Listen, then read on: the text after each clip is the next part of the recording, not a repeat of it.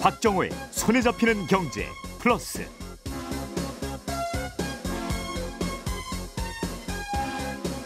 안녕하십니까, 박정호입니다. K배터리에 빨간불이 켜졌습니다.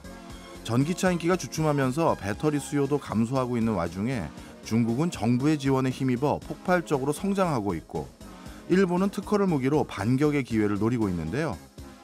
2차 전지를 둘러싼 한중일의 치열한 각축전, 앞으로 어떻게 전개될지, 또 승기를 잡기 위해 우리 기업들은 어떤 전략을 펼쳐야 할지, 잠시 후 서정대학교 스마트 자동차 학과의 박철완 교수 모시고 자세히 알아보겠습니다.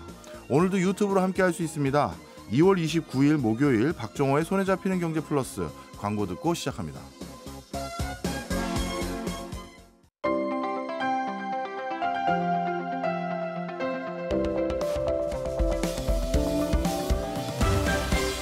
경제 생활의 플러스가 되는 아주 경제적인 시간. 박정호의 손에 잡히는 경제 플러스. 요즘 가장 뜨거운 이슈를 집중해서 파헤쳐보는 이슈 플러스 시간입니다. 오늘은 서정대 스마트 자동차 학과의 박철완 교수 모시고 한중일 주요 국가의 2차 전지 산업 현황과 전략에 대해 말씀 나눠보는 시간 가져보겠습니다. 교수님 안녕하세요. 네, 안녕하십니까? 예, 저도 유튜브로만 뵀다가 이렇게 처음 뵙네. 네. 예. 저 요즘 뭐 한중일이 한동안은 2차 전지 정말 뜨거웠다가 요즘 또 주춤하는 것 같긴 합니다. 그래서 이 기회에 뭐 기초부터 다져보자 이런 생각이 있어서 교수님을 이렇게 모시게 됐는데요. 일단 2차 전지 하면 뭐 인산철, 삼원계, 뭐 전고체 등 용어가 난무해요. 그래서 그걸 이제 구분하기 전에 통상적으로 어느 2차 전지가 기술력이 더 좋대더라 뭐 이런 소리들 많이 하지 않습니까? 네. 그래서 그 기술력을 평가하는 요소들은 주로 뭘로 평가하는지 그것도 궁금합니다. 일단 뭐 리튬계 중심으로 말씀을 드리자면요. 원래 그 리튬이온 2차 전지의 최초 제품이라고 할 수 있었던 게 네. 소형 원통형이라고 해가지고 18650이라고 부르던 그 직형 18, 그다음에 높이 65 이렇게 되던 그 소형 원통형이었었거든요. 네. 그 당시에는 거의 모든 회사가 동일한 셀을 생산을 하기 때문에 이게 일종의 벤치마크 같은 역할을 했었어요. 예. 그러다 보면 어느 회사의 1860이 제일 좋다더라 그런 식으로 우리가 딱 그 나래비를 딱 세워두고 할 네. 수가 있었는데 하나의 기준이 있으니까. 예, 그런데 예. 그 이후에 다양한 전지들을 각사들이 알아서 개발하고 생산도 했고요. 또 특히 이게 그 중대형 셀로 오면서 우리나라 그 셀 메이커들이 중대형을 할 때 파우치를 하는 곳도 있고 그 다음에 그 각형을 하는 곳도 있단 말이에요. 네. 그러면서 각자들이 자기 것이 가장 좋다라고 늘 얘기하고 마찬가지로 중국도 자기들 것이 제일 좋다 얘기를 하는데 이게 정확하게 비교를 할 수 있는 기준이 없었던 거예요. 그런데 아마 올 하반기부터 시작해서 내년이 넘어가면 이제 사실상 진검승부를 할 수 있는 뭐 저희가 전문적으로 얘기할 때는 형번이라고 얘기하고 일반적으로 폼팩터라고들 보통 받아들이시는 그 중대형 원통형 중에서 4680이라고 부르는 게 있단 말이에요. 이 4680을 지금 그 양산을 시작했거나 양산을 하겠다고 지금 선언한 업체가 전 세계적으로 한 10개 이상이 돼요. 그럼 이제 이 4680을 하는 업체들이 어느 회사가 기술력이 뛰어난지는 그냥 동일 형번, 동일 폼팩터의 셀을 가지고 이제 비교를 할 수 있게 되겠죠. 그동안은 각자들이 자화자찬을 했지만 이제는 사실상 그 원조였던 18650 이후에 기술력을 거의 이제 직접적으로 비교할 수 있는 기준이 다시 나타나게 됐습니다. 네, 방금 말씀 주셨던 4680이라고 불리우는 건 제가 알고 있는 단어들 중에서 뭐 인산철이나 삼원계나 뭐 이런 것들 중에서는 어떻게 분류되는 배터리인가요? 4680은 보통 우리가 폼팩터라고 얘기하고 그 46과 80이라는 게 전체 치수를 얘기하거든요. 그래서 이건 형번이라고 보통 얘기를 해요. 그런데 아까 말씀을 하셨던 뭐 일반적으로 일반인 분들이 얘기하는 뭐 인산철이라든지 그런 것들은 셀 케미스트리라고 얘기를 합니다. 그러니까 무슨 말인가 하면 4680이라는 폼팩터가 있다 그러면 이 폼팩터에 그 삼원계라고 부르는 셀 케미스트리가 들어갈 수도 있고 그다음에 그 LFP 계열의 셀 케미스트리가 들어갈 수 있고 이런 식으로 그 셀 케미스트리가 따로 각각 들어갈 수 있거든요. 그래서 그 통합해서 말씀을 드리자면은 그 삼원계 4680이 존재할 수 있고 LFP 4680이 존재할 수 있는 거예요. 아, 그렇군요. 어찌 보면 하나의 표준화된 틀이 있는데 그 틀 안에서 구현하는 방식들이 아까 말씀 주셨던 삼원계니 인산철이니 이런 방법들이 그 안에서 나눠지고 있고, 그러다 보니 이제 틀이 어느 정도 규격화되니까 기술 비교가 용이해질 수 있는 시점이 곧 도래할 수 있다, 그 얘기군요. 예, 예를 들어서 뭐 용량이 어디가 에너지 밀도가 높다든지 네. 어느 회사 것이 그 율속 특성이 좋다든지 어느 회사 것이 용량 유지 성능이 좋다든지 또 경우에 따라서 안전성 같은 걸 보려고 네. 했었을 때 어느 회사 것은 과충전을 할 때 고전압에서 과충전을 했더니 예. 수소 발생이 심하더라. 아. 그리고 어느 회사는 수소 발생이 심하지 않더라. 이런 식으로 이제 거의 그 직접적인 비교가 가능한 네. 시대가 오는 거죠. 이 4680은 언제쯤부터 저희가 그런 비교를 지켜볼 수 있게 되는 건가요? 시점은? 일단은 뭐 테슬라가 사실상 현재 양산에 성공했고 예. 그다음에 중국의 업체들도 작년 말부터 그 양산 선언을 했었거든요. 예. 그리고 현재 우리나라에서 그 LG 엔솔이나 그다음에 예. 삼성 SDI가 빠르면은 올해 안에 그 양산 샘플이 나올 거고 그다음에 그리고 일본에서도 파나소닉이 나오고 할 거니까 내년 초는 지나가야지만 뭐 그때 정도가 되면은 이제 샘플들을 다 입수한 연구자라든지 기업들이 자기들이 이거를 직접적인 비교를 해보니까 어느 회사 것이 제일 낫더라는 그 비교 데이터가 슬슬 나오기 시작하겠죠. 그렇군요. 자, 그런데 이 과정에서 또 궁금한 게 있어요. 네. 물론 그 나라라고 통칭하면 안 되지만 그 나라 안에서도 이 자동차 배터리 회사는 어떤 방식하고 저 자동차 배터리 회사는 어떤 방식으로 개발하는지 조금씩 차이는 있을 겁니다만 통상적으로 지금까지 뭐 금융계에서 분류하기로는 중국은 인산철을 중심으로 한 생산량이 좀 많았고 한국은 삼원계를 중심으로 한 생산량이 많았다, 이런 얘기를 하거든요. 그렇다면 일단 기술적 우위 그런 건 차지하고 어느 나라에서 주로 어느 방식을 선택하게 되는 배경, 계기 이런 건 뭐예요? 그거는 이유가 뭔가 하면은 예. 그 일단은 역사적으로 봤을 때 예. 원조는 일본이고요. 예. 그 다음이 우리나라, 그다음에 이어서 중국이 따라왔단 말이에요. 예. 이랬을 때 뭐 다른 건 몰라도요. 예. 중대형 기술에 있어서는 우리가 일본보다 먼저 갔어요. 오. 그러면서 중대형 전지에서는 원래 소형에서 주로 썼던 양극 활물질인 우리가 보통 약자로는 LCO라고 부르는 리튬 코발트 옥사이드가 있는데 네. 이 코발트란 것 자체가 그 비싸기도 하고 예. 자원 부존량에 한계가 있거든요. 그렇다고 하더라고요. 그래서 코발트 기반 시스템이 아니라 니켈 기반 시스템인 그 보통 우리가 삼원계라고 부르는 예. 이 형태를 하는데 예. 물론 원조 기술은 일본에서 개발이 됐어요. 그 NCA라고 해서 원래 자꾸 우리나라에서는 삼원계를 이야기할 때 NCM이 삼원계다는 식으로 얘기를 하면서 NCA를 기억을 못하는 사람들이 상당히 많아요. 네. 그런데 특히 하이니켈하고 울트라 하이니켈을 얘기할 때는 원조라고 할 수 있는 게 NCA이고요. 그다음에 NCM은 미드니켈부터 시작을 해가지고 예. 차근차근 NCA에 근접하는 그 성능을 가지게 된 기술이라고 보시면 되거든요. 네. 그러면서 어떤 일이 벌어졌나 하면은 중국은 중대형을 우리나라에 이어서 따라왔단 말이에요. 그럼 항상 있는 일인데 뒤에 따라오는 국가라든지 회사들은 차세대를 선택하게 돼 있어요. 왜냐하면은 동일한 거를 가지고 경쟁을 하려고 하면은 계속 따라갈 수밖에 없기 때문에 어떤 형태로든 그 넘어가려고 하는 성향들이 있잖아요. 그래서 원래 우리나라 같은 경우도 원래 리튬이온을 시작을 할 때 그 네. 시절에 니켈 MH 2차 전지란 것과 리튬이온이 있을 때 결국 리튬이온이 우리나라의 본격적인 2차 전지 산업의 시작이 됐던 것처럼 중국은 그 차세대라고 할 수 있었던 LFP를 가지고 네. 시작을 하게 됐던 거고 그리고 그 국가의 시장의 규모라든지 산업적 특성을 봤을 땐 니켈 기반 가지고는 완전히 커버하기 어렵고 철 기반이 더 용이하다고 판단해서 LFP로 갔다고 보시면 됩니다. 아, 그렇군요. 네. 어찌 보면 역사적인 맥락도 있고 자원 수급의 원활성, 그리고 어떻게 보면 기존 것에 대한 변형, 이런 과정에서 다 진화 발전이 독특하게 된 거군요. 네.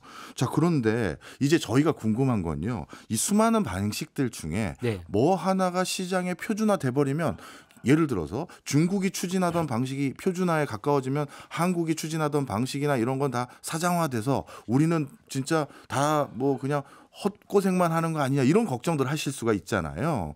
그러면 앞으로 배터리 산업도 어떻게 보면 하나의 표준으로 계속 수렴해가는 구조가 될까요? 아니면 각자의 상황에 맞춰서 진화 발전을 다 달리하는 방식이 될까요? 우리가 만약 지금 전지를 사용하는 용도 자체가 예. 아직도 스마트폰에 머물러 있다 그러면 그 디바이스 하나당 전지가 하나가 들어가요. 네. 이 들어가는 전지를 우리가 전문용어로 단위 전지 혹은 단전지, 단셀이라고 얘기를 하거든요. 예. 영어로는 유니셀이라고 하는데 오히려 그랬을 때는 뭐 보통 우리가 LCO, 삼원계, LFP 세 가지를 놓고 보면은 예. 가장 저전압이 LFP고 가장 고전압이 LCO거든요. 예. 원래는. 근데 이렇게 봤을 때는 오히려 어느 쪽이 선호가 된다든지 어느 쪽을 그 선택한다든지를 할 수가 있는데 이게 배터리 전기차라든지 전기에너지 저장 장치로 가면서는 어떤 일이 벌어지나 하면 단위 전지를 하나를 쓰지 않고 예. 이거를 수십 개, 수백 개, 심한 경우 수천 개 이상을 직병렬로 연결을 해요. 예. 그러다 보면 최종적인 시스템이 몇백 볼트 시스템인지가 중요하기 때문에 이거를 그 공칭 전압이 3.2볼트인 LFP로도 구현할 수 있고요. 공칭 전압이 3.6에서 3.7 사이인 3원계 가지고도 구현을 할 수 있는 거예요. 네. 그래서 어느 쪽이 표준이라는 말은 더 이상 얘기하기가 어렵고 오히려 이제 시장의 상황에서 그 시장에서 얼마만큼 필요할 거냐 그런 네. 전망을 봤을 때 이게 전 세계의 자원의 한계를 봐야 돼요. 예. 그러면은 코발트, 니켈, 철 이렇게 흘러가고 있거든요. 예. 결국은 대량 소비로 가면 갈수록 철 쪽이 우위에 설 수밖에 없고 요즘은 이거 리튬 갖고도 자원의 한계가 있을 것 같아. 그래가지고 그 다음 또 차세대 시스템이 연구가 됐고 이것도 중국에서 먼저 그 사실상 상용화에 성공을 해서 소디움 아이온 테크놀로지라는 거를 지금 중국에서 상용화를 시켰어요. 네. 그래서 지금은 이제 배터리를 대량으로 소비하는 시대가 왔기 때문에 가면 갈수록 코발트와 니켈은 사용 용도라든지 그 범위가 이제 그 제한적이 되죠. 물론 이 중에서 항상 제일 고성능은 LCO 쪽이 제일 좋고요. 네. 그럼 이제 그 삼원계와 LFP를 놓고 봤을 때는 하이엔드 제품에 채용을 하려고 할 때는 삼원계 쪽 특히 그 하이니켈과 울트라하이니켈이 훨씬 좋습니다. 이 방금 쭉 이제 배터리의 형태에 따라서 장단점이나 상황 특수성을 설명을 해주셨는데 얼마 전에요 테슬라에서 앞으로 우리 테슬라의 배터리는 LFP라고 불리우는 이걸 좀 쓰겠다라고 뭐 하는 그런 발언이 한번 있다 보니까 시장이 휘청인 적도 있고 뭐 이런 여러 변화가 있거든요. 그리고 해외를 가서 얘기를 나눠보면 저는 뭐 배터리 쪽은 아니고 자동차 하시는 분들하고 얘기를 나눠보면 이런 표현도 하세요. 이 삼원계가 상대적으로 뭐 여러 컨디션에 따라 달라지겠습니다만 인산철보다는 주행 거리가 좀 더 긴 그런 배터리 형태라고들 분류가 되는데 그런데 아니 이 전기차로 도대체 주행 거리를 그렇게 극단적으로 계속 늘릴 필요가 없어 보인다. 계속 도시에서 쳇바퀴 돌듯 일상적인 생활에 쓰는데 뭐 이러면서 결국 주행 거리에 우월함이 있는 것보다는 값싸게 대량 생산하는 쪽이 많다라는 의견도 주시고 아니다. 어느 회사가 그냥 어느 모델을 차용하느냐에 따라서 그게 대량 생산이 되고 그래서 표준화될 가능성이 많다. 정말 많은 시나리오가 있더라고요. 교수님은 어떻게 보세요? 일단은 앞서 말씀하셨던 그 도심 내에서 오고 가는 것에 대해서는 네. 원래 그 시나리오 때문에 나온 시스템이 있어요. 그게 플러그인이에요. 플러그인. 예, 보통 사람들이 하루에 통상적으로 출퇴근할 때 주행하는 거리가 뭐 미국이라든지 일본이라든지 또는 중국이라든지 그게 국가 내에 그 대륙의 크기도 있고 나라의 크기도 있고 이런 걸 봤을 때 100km를 쉽게 넘지 않거든요. 그렇겠죠. 그래서 원래 나왔던 게 플러그인이었고요. 네. 그 다음에 지금 보면은 일회 충전 주행 가는 거리라는 걸 아까 전에 어떻게 보면 그거를 지금 풀어서 저한테 말씀해 주신 건데 네. 삼원계는 삼원계의 장점이 있고 그다음에 LFP는 LFP의 장점이 있어요. 그런데 무작정 주행 가는 거리를 늘리지 않는다는 이것도 국가마다 전비를 측정하는 방법이 달라가지고 전 세계적으로 가장 박하게 측정하는 국가가 사실상 우리나라라고 할 수 있거든요. 예. 근데 이게 여기서 중요한 포인트는 일회 충전 주행 가는 거리가 그래도 한 300에서 400km는 돼야지만 네. 이것이 유의미하다는 생각들을 하고 있고 이게 LFP 쪽이 그 중국에서 그 CTP라는 기술 덕분에 배터리 전기차 기반에서도 LFP 기반으로 400km에 가까운 또는 넘는 수준의 주행 가는 거리가 뽑아지면서 네. LFP가 또 이게 나름대로 시장에서 먹혀들었고 그리고 원래는 그 안방 호랑이라는 식으로 보통 폄하들도 많이 했는데 네. 원래 또 이게 LFP가 정확히 얘기하면 중국 기술이 아니에요. 그래요? 이게 캐나다하고 미국 기술이거든요. 그걸 중국이 이제 보편적으로 활용하기 시작한 거예요? 보편적으로 활용을 했는데 활용을 하면서 뭐 정당한 대가를 치르지 않았다는 얘기들도 있고 예. 이거는 뭐 여기서 할 얘기는 아닙니다만 어쨌든 그 본격적으로 테슬라가 LFP를 채용하면서 밖으로 나왔단 말이에요. 근데 현재 테슬라가 LFP를 쓰겠다는 전략은 크게 두 가지가 있어요. 예. 이게 배터리 전기차가 있고요. 그다음에 전기에너지 저장 장치가 있는데 전기에너지 저장 장치 쪽은 100% LFP로 간다고 계획이 잡혀 있어요. 그래요? 이건 예외 없어요. 예. 예외가 없고 그다음에 파퓰러 버전으로 해가지고 뭐 적당히 한 300-400km 언더로 주행을 할 수 있는 보통 현재 테슬라의 트림을 봤을 때 뭐 스탠다드라든지 RWD라든지 그다음에 향후 이제 나올 그 코드를 봤을 때 그 레드우드라고 부르는 시스템들 이쪽은 LFP가 훨씬 더 우월하죠. 또 거기다가 올해 초에 이제 드디어 중국에서 선언이 되기 시작한 게 LFP의 시장 경쟁력을 더 높이겠다.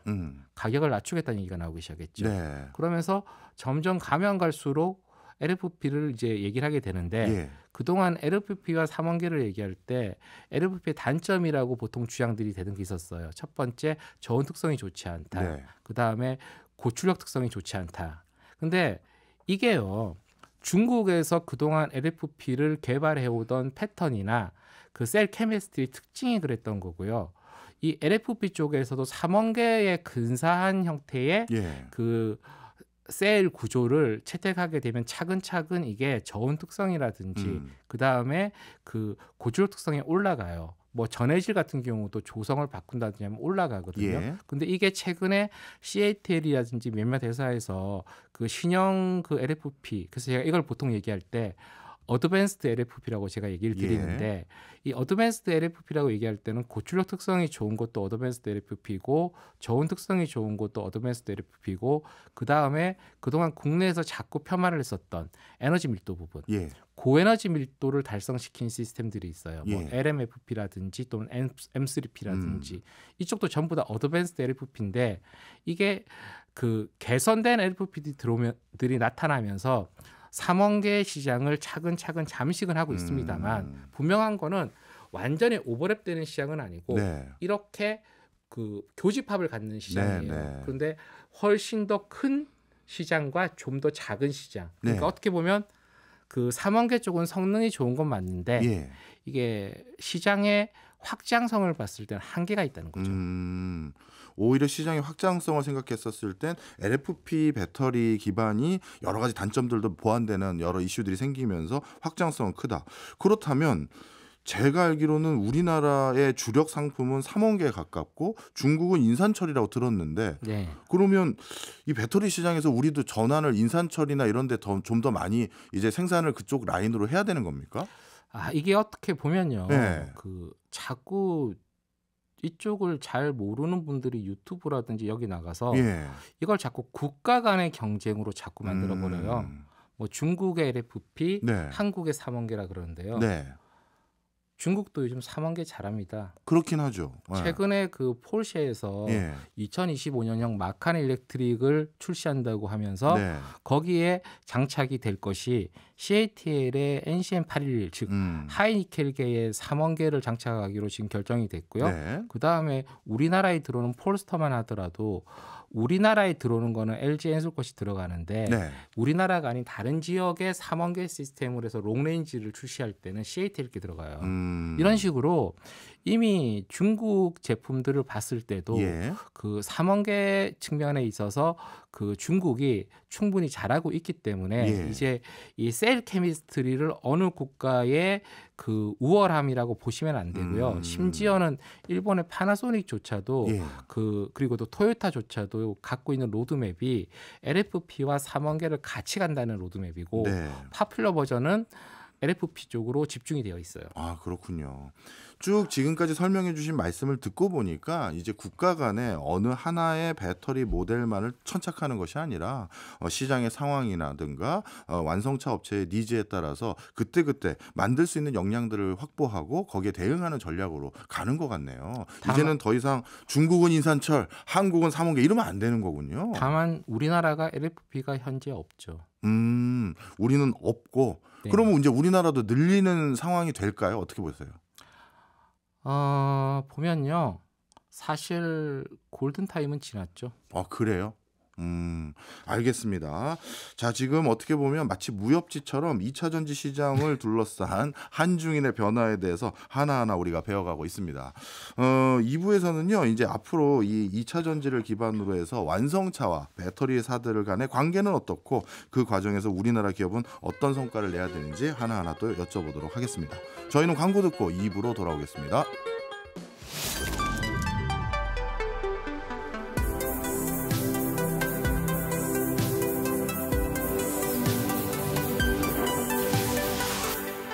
박정호의 손에 잡히는 경제 플러스. 요즘 가장 뜨거운 이슈를 집중해서 파헤쳐보는 이슈 플러스 시간입니다. 서정대학교 스마트 자동차학과 박철환 교수 모시고 한중일 2차 전지 산업 현황에 대해서 여쭤보고 있습니다. 자, 그런데 좀 전에요. 이런 표현 해주셨습니다. 우리나라 기업들, 2차 전지 기업들이 인산철 생산은 아직은 안 하고 있다. 그러면서 조금 걱정되는 말씀을 하나 주신 게 그럼 지금이라도 생산해야 되는 거 아닙니까 했더니 골든타임이 지났다. 이런 표현을 해주셨거든요. 네. 골든타임은 뭘 보고 말씀하셨는지도 궁금하고 우리는 또 왜 안 하고 있는지도 궁금하네요. 일단은 제가 몇 년 전부터 LFP도 해야 된다라고 꾸준히 얘기를 했었는데 예. 보면은 굳이 할 필요가 없다라는 입장들을 보이면서 하지 않았죠. 근데 이게 제가 아까 표현할 때 골든타임이 지났다고 말씀을 드렸습니다만 네. 그렇다고 해서 하지 않아도 되는 게 아니라 할 수밖에 없는 상황이고 예. 제가 굳이 골든타임이라는 표현을 쓴 이유가 예. 이게 지금 몰려서 하게 된 거지 우리가 어떤 적극적인 전략과 로드맵을 짜서 하는 게 아니거든요. 예. 근데 이게 몰려서 하게 되면은 단점이 너무 많아요.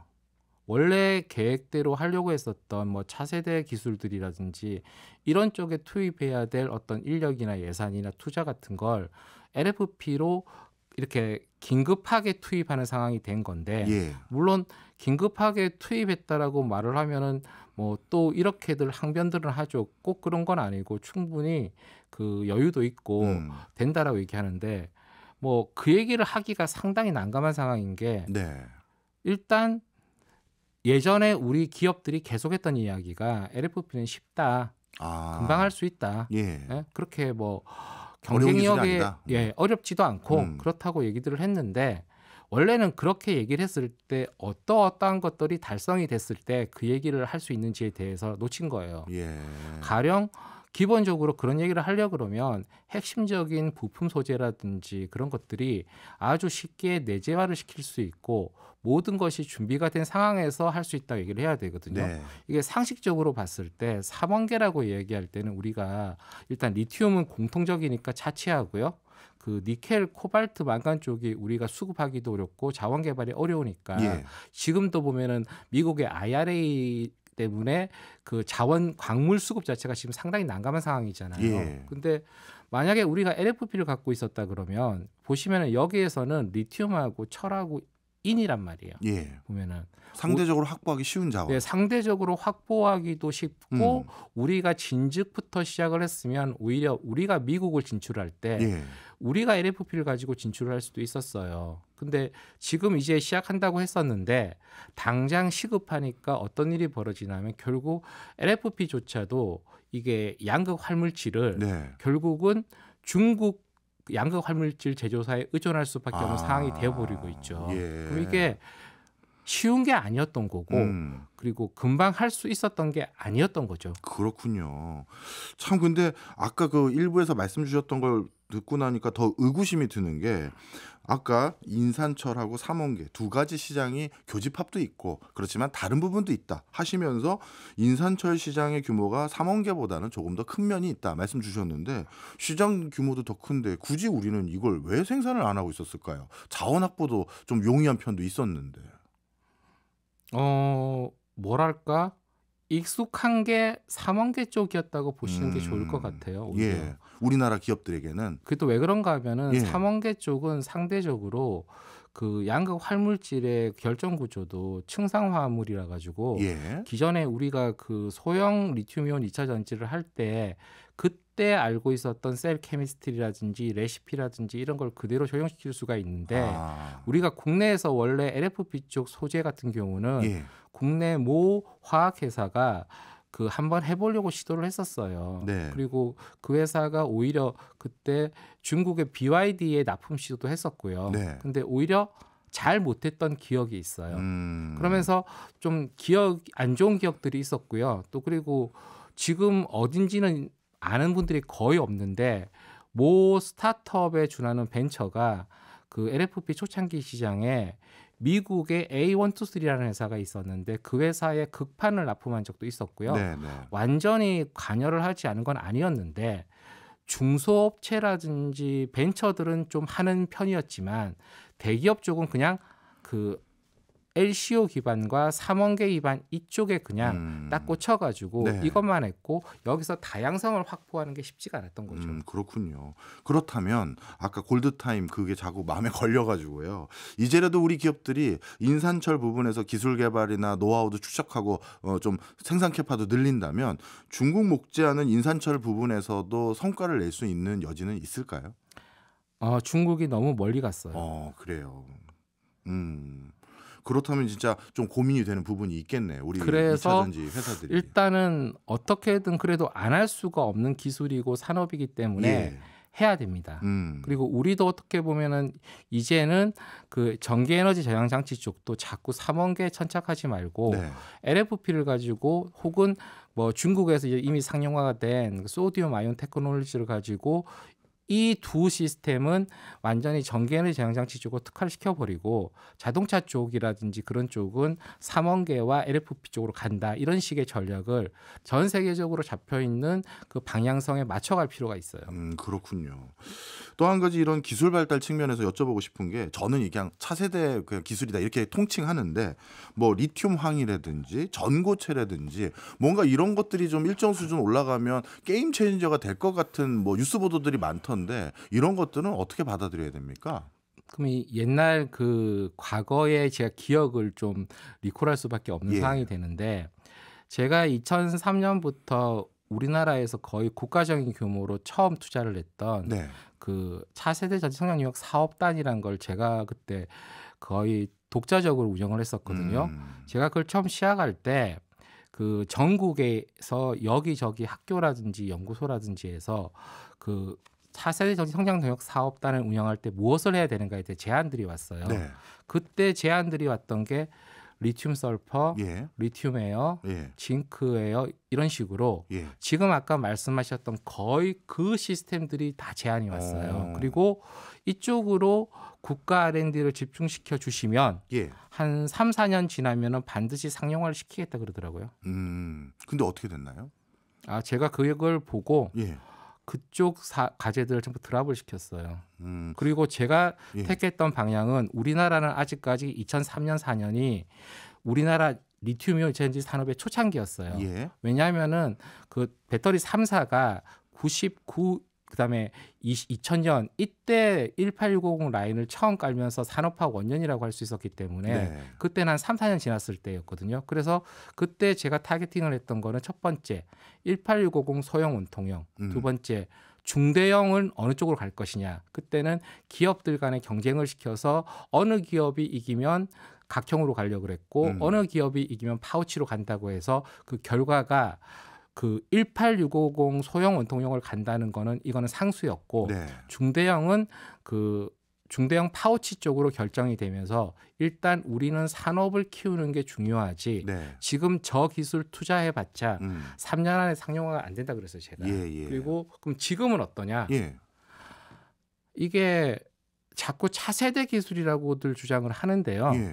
전고체 전지도 그렇고 이 기술들은 이미 리튬이온 2차 전지가 있던 시절에 그때도 연구가 되던 기술들이었고요. 그리고 이 기술들의 특징이 뭔가 하면은 리튬 금속 2차 전지라고 부르는 계열이에요. 근데 제가 지금까지 이 기술들의 한계를 극복하는 그 완전히 새로운 기술을 본 적이 없습니다. 그리고 뭐 혹여라도 제가 놓친 게 있어서 이런 게 있다라고 보여주시면 참 좋겠는데 요즘 한참 그 히트를 치면서 전 세계적으로 하고 있는 전고체 전지 시스템이 있어요.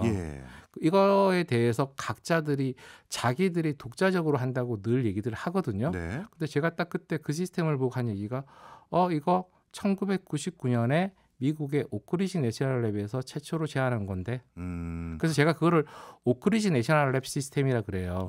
타입이라고 얘기를 하는데 그런 것처럼 새로운 게 없어요 현재. 그렇군요. 그러니까 한계를 극복할 수 있는 신기술이 저도 있으면 좋겠는데 다만 이러한 것은 한계를 극복할 수 있는 신기술이라고 보인다면 저도 그걸 보고 이 정도면은 여기에 집중 투자했을 때 3년, 4년, 5년 가면서 그 상용화가 되지 않을까 얘기를 할 수 있겠거든요. 근데 그 지금 얘기하는 그 많은 차세대들 중에서 10수년 전에 본 거에서 생각보다 크게 발전하지 않았기 때문에 저는 아직도 부정적으로 봅니다. 그렇군요.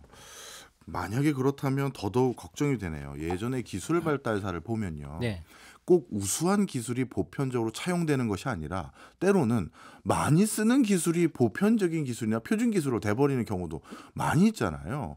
그렇다면 뭔가 기술 개발로 이렇게 지금 우리나라나 관심 있는 국가들이 추진하고 있는 리튬황이나 전고체 이런 것들이 단기간에 가시적인 성과가 보여지기가 어렵다면 인산철이나 이런 걸로 대량 생산하고 값싸게 만들어서 소비자들에게 전달력 있게 만드는 기술들이 조금씩 그 기술 보완되면서 그게 아주 더 보편적으로 쓰일 것 같은 생각도 드는데요. 어떠세요?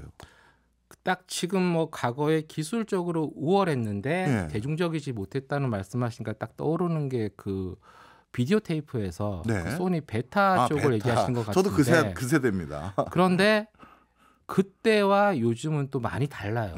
왜 다른가 하면은 이게 자연스럽게 자동차 쪽 얘기로 넘어갈 것 같은데 그 시절보다 지금의 테크 리더들이 훨씬 더 강력하게 테크 쪽을 밀고 가고 있고 끌고 가고 있는 상황이거든요. 그 대표적인 예가 그 최근에 그 보통 우리가 오토노머스 드라이빙이라고 부르는 자율주행 쪽이 있잖아요. 이쪽을 이야기할 때 그 전까지는 그 센서들을 다양한 형태의 센서들을 써야 된다는 입장이었어요. 뭐 그래서 이미지 센서에 해당되는 카메라, 레이더, 그다음에 라이다 이런 것들을 복합적으로 각자의 장점을 갖고 쓸 수 있어야 된다고 생각들을 했었는데 요즘은 그 분위기가 아닌가 보죠. 이 부분에 있어서 최근에 그 테슬라가 비전 온리 시스템이라고 해가지고 이미지 센서만으로도 구현이 가능한 형태, 또 플러스 그동안에 그 한참 보면은 뭐 레벨 3다 4다 막 이런 식으로 구분들이 있었잖아요. 근데 저 같은 경우는 그 자율주행 쪽을 나눌 때 저는 레벨 3하고 4 자체를 완전히 다른 거로 좀 구분을 하거든요. 근데 이때 그 최근에 이제 드디어 그 기술이 어느 쪽으로 가고 있냐면은 AI 기반 쪽으로 가고 있죠. 그러면서 오히려 테크 리더들이 끌고 가는 게 오히려 그 기술의 끝으로 가고 있고 그리고 제가 그 일부에서 말씀드린 4680 같은 경우 있잖아요. 제가 이걸 얘기할 때 최근에 종종 제가 말씀드리는 게 있어요. 그 테슬라가 배터리 데이라는 데서 4680을 그때 최초로 발표를 했고 이쪽으로 가야 된다고 제시를 했거든요. 그랬을 때 제가 그게 발표가 된 날 로이터 쪽에 인터뷰를 하고 로이터에서 제가 그 4680을 게임 체인저가 된다고 얘기를 했고 어떤 한 친구가 불가능하다 그랬어요. 근데 현재 게임 체인저로 가 있는 상황이잖아요. 그리고 보통들 기억을 못 하시는 사건이 하나 더 있어요. 그로부터 몇 개월 후에 폭스바겐이 아주 비슷한 행사를 했습니다. 파워데이라고. 그리고 폭스바겐은 거기에서 아까 그 진행자분이 말씀하셨던 어떤 표준화랑 관점, 그 유니파이드 프리스매틱 셀이라고 해가지고 그 단일 각형이라는 시스템을 제안을 했고 자기들이 이쪽으로 가겠다. 즉 그러니까 그걸 제안을 하면서 여러 가지 얘기를 했었는데 그로부터 거진 한 3, 4년이 지났잖아요. 4680은 현재 현실화됐고요.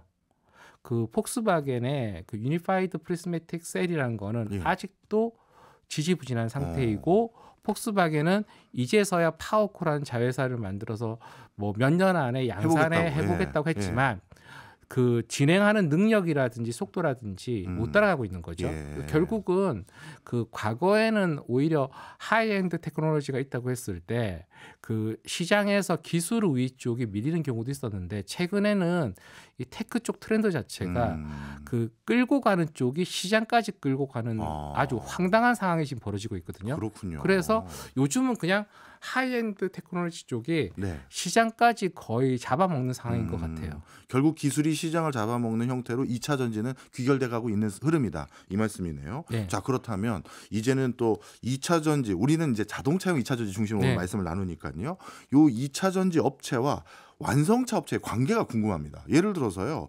2차 전지 배터리도 결국 부품이잖아요. 그럼 완성차 업체가 흔히 말해서 갑이고, 그래서 저기 미국 회사나 유럽 회사가 나는 저 배터리들 중에서 제일 싸게 납품하는 데만 쓸 거야 라든지, 아니면 어떻게 맞춰와, 이 산업의 하이어라키라고 해야 될까요? 구조가 자동차 회사 중심으로 끌고 가는 건지, 아니다. 방금 폭스바겐도 말씀 주신 것처럼 2차 전지 만들기가 얼마나 어려운데 그래서 부품 회사들이 나름대로 목소리를 낼 거다. 여러 가지 이것도 의견이 많더라고요. 교수님은 어떻게 보세요? 슈퍼을이란 건 존재하지 않고요. 예. 슈퍼을이 존재했으면 그게 을이 아니고 갑이겠죠. 그러면 2차 전지 기업들은 갑이 아니라 을의 상황으로 귀결될 것으로 본다, 이렇게 보시는 네, 거죠? 그리고 4680에서 이미 확연하게 나타나기 시작했는데 네. 테슬라가 먼저 4680을 제안을 했고, 그리고 테슬라 입장에서는 납품하는 그 뭐랄까 그 셀사들이 네. 있다고 했을 때 상수라고 할 수 있는 회사는 두 회사밖에 없어요. 테슬라 자체하고 파나소닉밖에 없어요. 예. 그럼 현재 전 세계에서 8개 이상의 기업들이 4680을 이제 하게 되겠죠. 네. 그럼 이제 두 회사의 이외의 다른 회사들은 서로 납품을 하기 위해서 양산 샘플을 보내서 컬을 받아야 되고, 예. 그다음에 납품 단가 협상도 해야 되고, 예. 경쟁을 완전히 확 붙여놔 버렸죠. 그러면 진짜 2차 전지 업계의 업황이라고 해야 될까요? 업의 상황이 굉장히 좀 뭐랄까요? 어려워질 수도 있는 여지가 점점 생기겠는데요? 그렇죠. 그런 부분에 있어가지고 어떻게 보면은 수익률을 지키는 게 상당히 중요한 상황이 돼버렸는데, 작년 하순에 그 어느 경제 매체에서 그 잘 정리하셔갖고 발표한 게 있었어요. 예. 뭔가 하면은 중국 CATL의 매출 대비 R&D 투자하고 우리나라 배터리 3사의 R&D 투자를 봤을 때 일단 총액이 밀리는 것도 문제지만, 네. CATL하고 우리나라 1위 기업가의 그 연구개발비 비중 자체가 현저히 떨어진다는 게 나왔어요. 그럼 이게 연구개발비가 현저히 떨어지는 이 부분을 향후 극복을 하려고 그러면 납품을 따올 때 네. 이제는 그 뭐랄까 수익에 있어서 그 원래 모 기업이 항상 주장을 했던 게 더블 디짓이라고 해가지고 예. 두 자릿수 이상 수익이 오르지 않으면 납품을 따오지 않았거든요. 그런 식으로 가야지만 장기전에 대비를 할 수 있지. 예. 소위 우리가 저가 수주라고 부르는 형태가 계속 쌓여 있는 기업들은 이게 이제 뭐랄까 악순환에 들어가는 거예요. R&D 투자를 하기에도 여력이 없고, 그렇죠. 그리고 수익성을 지키기에도 여력이 없고, 그리고 중국 기업 같은들은 지금 R&D 투자도 우리보다 훨씬 크고 이게 퍼센트도 높고 그다음에 예. 사이즈도 크단 말이에요. 네. 그러다 보니까 작년 재작년에 중국 쪽에서 신기술들이 발표되는 게 우리보다 훨씬 많아요. 근데 우리나라는 신기술들이 생각보다 발표가 안 돼요. 그렇군요. 네. 그 말씀 듣고 나니까 그럼 더 걱정입니다. 예를 들어서 이렇게 업황이 자동차 회사보다는 2차 전지 회사가 어떻게 보면 교섭력이 점점 위축되게 된다면 중국 같은 경우는 보조금도 왕창 준다고 들었고요. 기술 개발해서 2차 전지 만들고 전기 자동차 그 시장 키우기 위해서 내수 시장 그 큰 시장을 자꾸 전기 자동차로 적극적으로 전환하는 노력들 그동안 많이 해왔고 앞으로도 더 할 것 같고, 그러면 결국은 우리 업체들이 중국 기업과의 경쟁에서 좀 밀리지 않을까, 그런 걱정이 되는데요. 그 부분에 대해서는 자꾸 중국이 일방적으로 중국 기업들을 그 육성을 했고 밀어줬다는 주장들을 많이들 하시거든요. 예, 아닌가요? 근데 중국에서도요. 예. 그 어느 시기에 LFP 쪽 생산 기업들도 예. 꼭석을 가린 적이 있어요. 그래가지고 그 당시에 한참 보조금 따먹기 하던 어떤 예. 업체는 파산도 하고 막 그랬어요. 그리고 어떻게 보면 중국은 정책을 우리나라보다 훨씬 더 잘 구사하고 있는 게 자기들 자식이긴 하지만 투자도 많이 하지만 강하게 키우고 있어요. 그러다 보니 파산하는 기업들도 나오고 예. 거기서 살아남는 기업도 막 나오는 거예요. 근데 오히려 우리나라가 이러저러한 상황에서 자꾸 취하는 스탠스가 뭔가 하면 우리가 저 집보다 투자가 적고 우리가 돈도 없고 하니 좀 다독거리면서 다 끌고 가자는 얘기들을 한단 말이에요. 근데 제가 보기에는 과연 지금도 그래야 할 땐가 싶기도 하고요. 그리고 아까 앞서 얘기한 거 제가 빠뜨린 게 있어서 하나 말씀을 드리면은 그 보통 우리가 자원을 수급하거나 자원 개발을 한다든지 또는 광산을 어떻게 개발한다든지 또는 광산 지분을 갖는다고 했을 때 신문 기사를 잘 보셔야 되는 게 있어요. 뭔가 하면은 이걸 셀 메이커들이 하지 않고 요즘은 자동차 회사들이 많이 해요. 맞아요. 지금 현재 셀 메이커들이 가장 신경을 쓰는 게 그거예요. 리튬이라든지 니켈이라든지 이런 것들을 경쟁사인 배터리 회사들, 셀사들이 확보를 하는 게 아니라 자동차 회사들이 자꾸 확보를 하거든요. 이거 자체도 가면 갈수록 자동차 회사들의 지배력이 강해진다는 뜻이 되는 거고 이 얘기는 뭔가 하면은 셀 메이커들한테다가 우리가 확보한 이 광물 그리고 어느 광산의 것을 쓰라고 이러한 그 제약 조건을 주는 거죠. 그 맥락에서 또 여쭤볼 게 있었어요. 예를 들어서요. 산업의 발달들을 보면 어느 분야가 적정 기술로 내려오면 굳이 외주업체가 아니라 그냥 내부화하는 목소리가 더 커지는 경우도 많더라고요.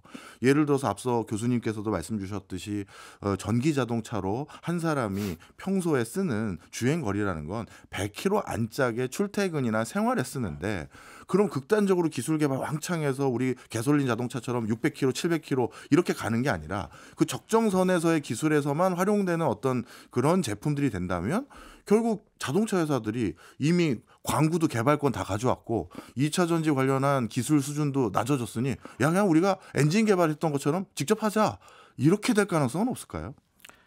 그 일단은 그 배터리의 내재화라는 측면에 있어서는 어느 정도 스케일이 그러니까 수요라든지 자기들이 자체적으로 소화하는 양 자체가 어느 정도 이상이 되지 않으면 내재화하기가 어려워요. 얼마 전에 리비안이 내재화를 포기한 이유가 그런 건데 보니까 제가 얘기했던 게 또 여기저기 지금 돌아다니고 있더라고요. 제가 어디에다가 그 50만 대 얘기를 했었거든요.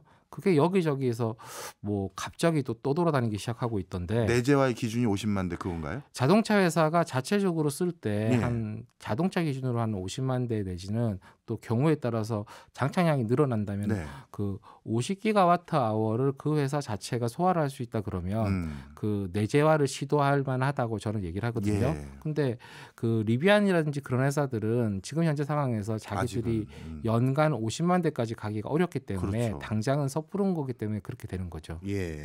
이해했습니다. 그러면 충분히 어느 자동차 회사가 자체적으로 소화할 수 있는 물량이 된다면 충분히 시도해보는 회사는 있을 수 있다 이런 말씀이었네요. 그래서 현대기아도 사실상 내재화로 갈 수 있는 거고 그리고 또 내재화라는 관점이 크게 보면은 애초에 처음부터 자기들이 개발해서 생산하는 회사가 있고요.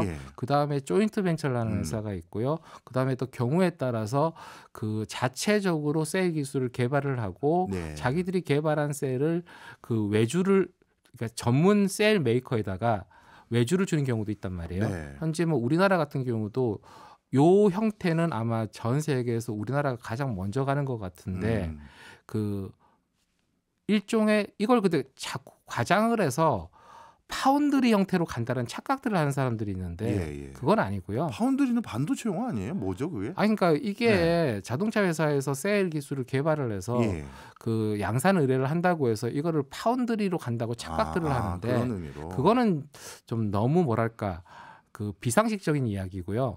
다만 그런 경우에는 보통 그 업계에서 순위가 떨어지는 업체들이 그쪽 전략에 잘 협조를 합니다. 네, 그렇군요. 이제 슬슬 마무리를 할 때가 돼가고 있습니다. 우리 2차 전지 회사들 말씀 듣고 보니까 걱정되는 부분도 있고 저는 뭐 기대감도 좀 느껴지는 것도 있는데 앞으로 어떻게 해야 이 분야에서 성과를 낼 수 있을까요? 일단 우리나라 업체도 업체지만 분명한 거는요. 너무 심각할 정도로 과장이 되어 있긴 합니다만 장기적으로 2차 전지 산업이 커진다는 거는 틀림이 없어요. 근데 이 상황에서 그럼 우리나라 셀 메이커들이 어떻게 해야 되느냐? 이걸 단기적으로 보고 접근하면 안 되고요. 장기적으로 지금 봐야 되는 상황이고 지금은 장기적으로 버틸 수 있는 힘을 축적을 하고 가야 된다는 생각들을 해야 됩니다. 너무 단기적인 성과에 연연할 것이 아니라 어차피 정해진 미래니 중장기적인 계획을 꼭 같이 수립해라. 알겠습니다. 제가 오늘 교수님 오신다고 해서 시간 모자랄 줄 알았어요. 저희 지금 게시판에서 계속 뒤로 네. 연장을 시켰는데 결국 여쭤보고 싶은 것 반도 못 물어봤네요. 네. 하여튼 오늘 또 2차 전지 어렵고 난해한 분야 제대로 배울 수 있었습니다. 지금까지 박철환 교수였습니다. 고맙습니다. 네, 고맙습니다.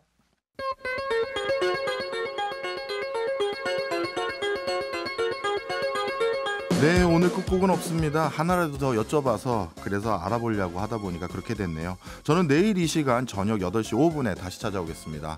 오늘도 고맙습니다.